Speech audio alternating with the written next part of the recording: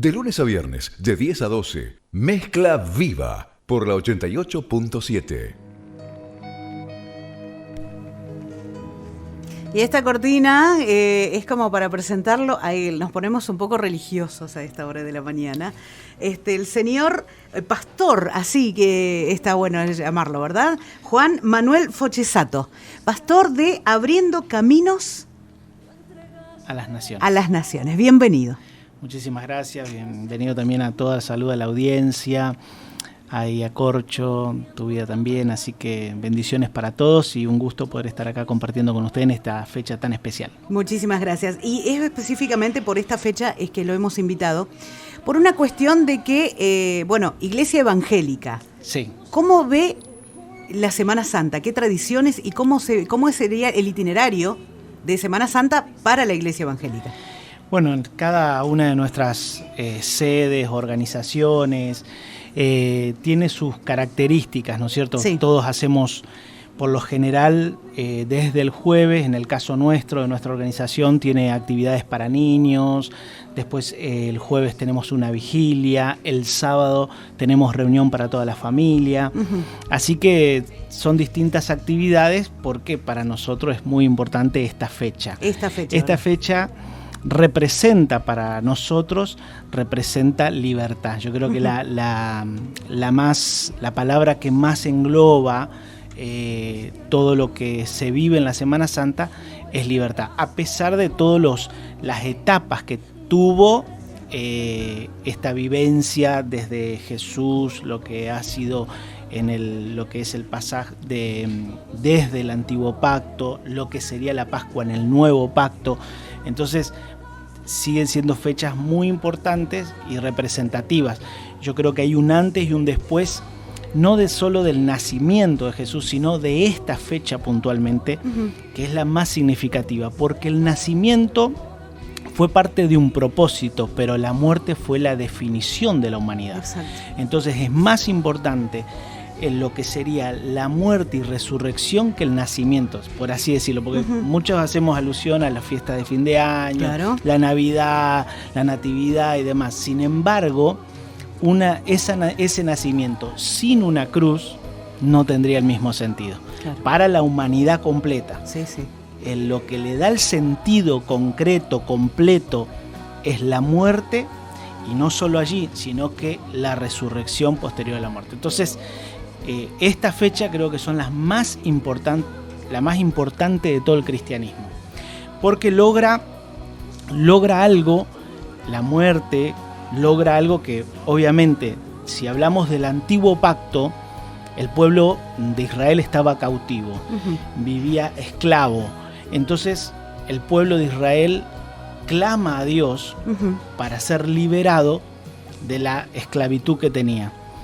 Dice la Biblia que Dios escuchó la oración de su pueblo y envió un Salvador, que fue Moisés. Exacto. Entonces Moisés nace con el objetivo y el propósito de liberar el pueblo. Lo libera el pueblo. En medio de eso, si uno va a la escritura en el Antiguo Pacto, la palabra Pascua en el hebreo significa saltar. Y por otro lado significa también danzar y bailar.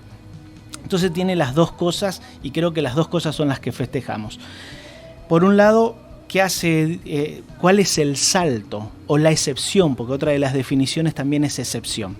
¿Cuál es el salto de la Pascua o la excepción de la Pascua? Es que para poder ser liberado el pueblo, como no quería el faraón, que era como el rey de esa época, el gobernante de esa época, era un título el ser faraón, entonces pasó el ángel de la muerte, y antes de que pase el ángel de la muerte, la orden era que mataran un cordero, que pintaran los dinteles de las puertas, porque el ángel de la muerte iba a pasar y iba a hacer la Pascua, saltar esa vivienda, pasarla, hacer la excepción. Claro. ¿Y por qué la danza? Porque obviamente que todos los que se enteraron al otro día que el ángel de la muerte había pasado y sus familias no habían sido tocados, claro. ¿Qué vas a hacer? ¿Saltar y bailar? Festejemos. Festejar, claro.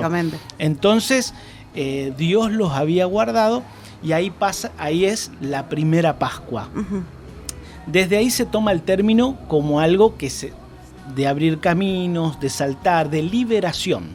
Ahí el pueblo es liberado de la esclavitud y de toda la opresión que tenía, pero ahí no solo termina la liberación, luego es liberado cuando todos lo persiguen al pueblo de Israel y se abre el mar que tanto vemos en las películas de Moisés, abriendo el mar. O sea que ahí vuelve Dios a hacer un pasaje, vuelve a saltar una Pascua, por decirlo. Una Pascua, claro, porque vuelve a abrir el mar y el pueblo pasa y es liberado nuevamente. Luego pasan los años y el pueblo nuevamente se va por sus pecados, por sus cosas, y entonces Dios crea un plan. O sea, el pueblo, para poder acercarse indirectamente a Dios, tenía que llevar corderos, sus ofrendas al sacerdote, el sacerdote presentarlas delante de Dios, pero el hombre no tenía una relación con Dios. O sea, no podía tener un contacto directo con Dios. Lo hacía a través de estos sacrificios. De ahí es que Jesús, como el hombre seguía sin corregirse de sus pecados, Dios tenía dos opciones: o mandaba otro diluvio, claro, o generaba otro plan de salvación y libertad. Exacto.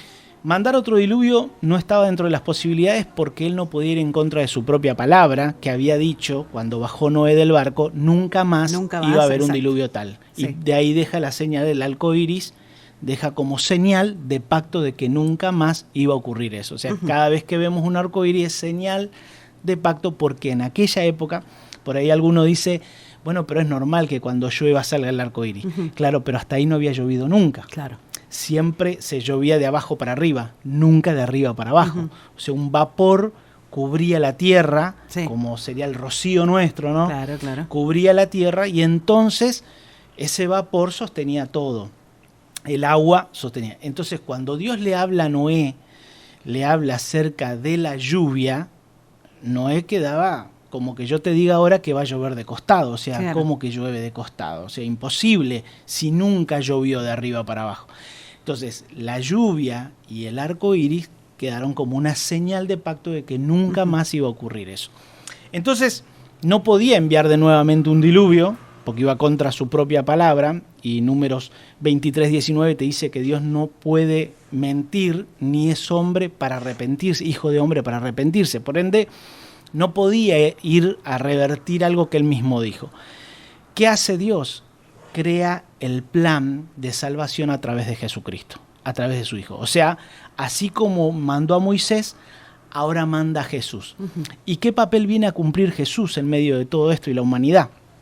Jesús viene como ese cordero que presentaba al pueblo para ser aceptado y relacionado con Dios. Jesús viene para presentarse él mismo como cordero puro y sin mancha, por eso dice que no se halló pecado en él, como cordero puro y sin mancha, para reconciliar al hombre con Dios. Exacto. De una vez y para siempre. Exacto. O sea, la distancia que había entre Dios y el hombre, que solo la tenían los sacerdotes, a partir de la muerte de Jesús, el velo se rasgó, en el lugar santísimo que solo entraban los sacerdotes, se rasgó y hoy todos podemos entrar al trono de Dios a través de Jesucristo. Entonces Jesús, por eso Jesús tuvo que derramar su sangre, que a veces la gente dice, ¿por qué tuvo que morir así? Por esa pasión, ¿no? No, una cosa que uno, cuando mira la película de la pasión, uno dice, wow, la verdad que fue así, porque algunos hasta dejaron en duda si la crueldad era así real. Es que era así. Y era así. Era peor incluso. Incluso no solo Jesús vivió eso, sino que lo vivían los otros esclavos. Sí, sí. La diferencia fue que se ensañaron con Jesús, primero, y segundo, la otra diferencia, que era el unigénito Hijo de Dios, y por tercero, es que no había una causa para ser tratado así. No había una causa natural. La había divina, pero no natural. Entonces, ¿qué pasa? Al derramar su sangre, se cumple el que él iba a ser presentado como ofrenda. Cuando el pueblo llevaba la ofrenda al sacerdote y el sacerdote la llevaba al lugar santísimo, tenía que desangrar el animal para que la sangre sea derramada y ahí subiese la ofrenda como olor grato delante de Dios. O sea, la sangre era necesaria que sea derramada. Y de ahí que Cristo muere como como cordero ahí en la cruz.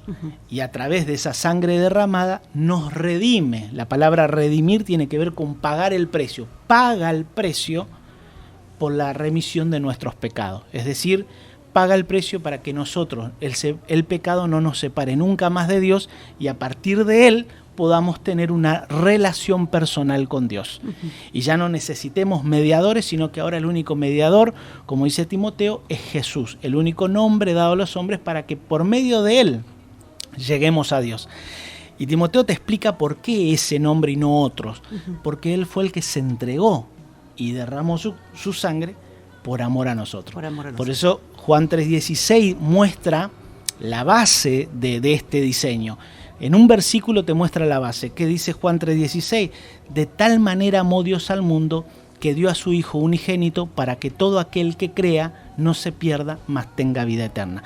Es decir, por medio de ese versículo entendemos el diseño y el plan de Dios. Mando a mi Hijo porque no hay una ofrenda tan perfecta que yo pueda aceptar por la humanidad. Y tan desinteresada y tan del alma, con tanto ¿no? Como amor. Un hijo. Con tanto amor. Entonces, lo entrego para que sea reconciliado el pueblo conmigo. Es la ofrenda que yo voy a aceptar. Es como que vos digas, acepto de mi hijo o de mi sobrino, del único que voy a aceptar un reclamo de los empleados es si viene mi hijo o, en el caso de que no tenga hijo, mi sobrino.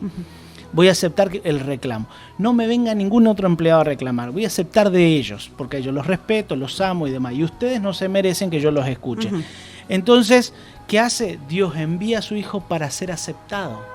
Entonces es un plan, obviamente, de amor, porque él tuvo que Jesús bajar de su lugar, como dice la Biblia, que se humilló hasta los sumos y se hizo hombre, siendo Dios se hizo hombre, para después ser escupido, blasfemado, dañado, lastimado, pero por amor al Padre y a nosotros. ¿Y eso en qué posición puso la humanidad? La puso en un lugar de hijo, porque la Biblia te dice que todos los que creemos en Jesús, todo el mundo es creación, pero no todo el mundo es hijo de Dios. Entonces algunos dicen, no, ese es un hijo de Dios. No. Todos son creación pero sí, hijos no. Entonces, a partir de Jesucristo, por medio de él, podemos ser hijos adoptivos de Dios. Si nosotros confesamos a Jesús como Señor de nuestras vidas, pasamos a ser hijos de Dios. Y entonces, una vez que somos hijos de Dios, ahí vemos otra de las bendiciones de la muerte, que es no solo que él muere para reconciliarnos, sino que él vence la misma muerte. ¿Por qué tenía que resucitar él? Porque si no iba a haber algo que él iba a quedar como que no pudo vencer. Y la Biblia te dice que no hay alguien mayor a Dios que pudiera hacerle frente. Entonces, si Cristo no resucitaba, la muerte iba a ser más fuerte que él. Entonces él resucitó como una forma de burla, es decir, ni la muerte lo pudo retener. Resucita, pero ahí no termina todo, sino que se presenta delante de más de 500 personas resucitado y no termina la cosa allí, sino que todos los ven vencer aún la ley de la gravedad, de la naturaleza y de la ciencia, porque todos lo ven ascender vivo a los cielos. Sí.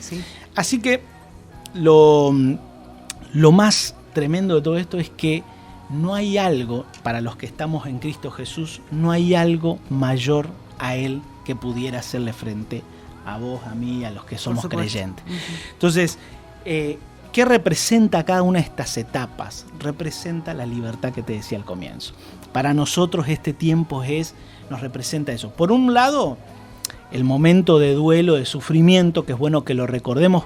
Por eso el pueblo de Israel y los judíos hasta el día de hoy, cuando ellos practican la Pascua y recuerdan la Pascua, comen hierbas amargas para recordar el momento amargo que se pasó. Exacto. Entonces, estas fechas es bueno que uno reflexione sobre lo que decías, el amor, la pasión, la misericordia, la gracia, sobre todo esto. Jesús, ¿qué más hizo? Sirvió sobre el servicio a la sociedad, el servicio a la humanidad. O sea, nos lleva a reflexionar esto, pero no desde la angustia ni desde la muerte, sino de la resurrección y de la gracia y sobre todo de la vida, porque Él resucitó y nunca más murió. Está vivo, como dice la Escritura. Juan Manuel, muchísimas gracias. La verdad que un placer que hayas venido. Y bueno, entonces vamos a reiterar qué hay en el templo. Bueno, nosotros estamos allí en el barrio Tacuabé, ahí a media cuadra del salón comunitario del barrio. Ahí tenemos nuestra sede central, que es Honduras 2475. Ahí tenemos mañana para los niños una actividad. Tenemos el vigilia el viernes a las 20 horas, vigilia, y el sábado tenemos una reunión para toda la familia. Sábado también a las 20 horas. Bárbaro. Muchísimas gracias, muy amable. A ustedes, por favor. Y bueno, un placer haberte escuchado porque realmente es muy, muy, muy lindo. Mezcla Viva por la 88.7.